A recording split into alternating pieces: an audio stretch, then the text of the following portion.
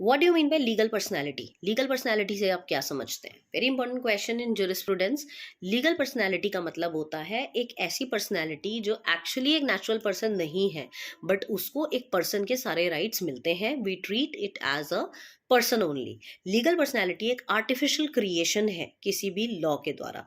Suppose एक company है, उसको मैंने एक सेपरेट लीगल एंटिटी दे दी, उसको डिसीजन मेकिंग राइट्स दे दिए, उसको हर वो राइट दे दिया जो एक पर्सन को होता है। They can sue, they can be sued, they can have a separate legal entity, they can take their own decision. तो जहां पर एक इंसान की तरह हर उसको डिसीजन लेने का अधिकार होता है, तो उसको हम लीगल पर्सनैलिटी कह देते हैं। I will read out for you. An artificial creation of law, these are the artificial person who are treated as a person as well. ये पर्सन की तरह ही ट्रीट किए जाते हैं। दे हैव फ्री विल, इनकी अपनी फ्री विल होती है। दे हैव सब्जेक्टिव राइट्स, इनके अपने सब्जेक्टिव राइट्स होते हैं।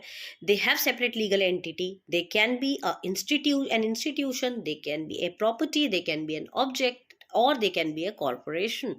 तो आप समझ गए होंगे कि जिसको एक सेपरेट लीगल एंटिटी दी जाती है, उसको एज अ नेचुरल पर्सन सारे राइट्स मिलते हैं, उसी को हम लीगल पर्सनालिटी कहते हैं। और इसका सबसे बेस्ट एग्जाम्पल है corporation. So it's very important to do it for your exam.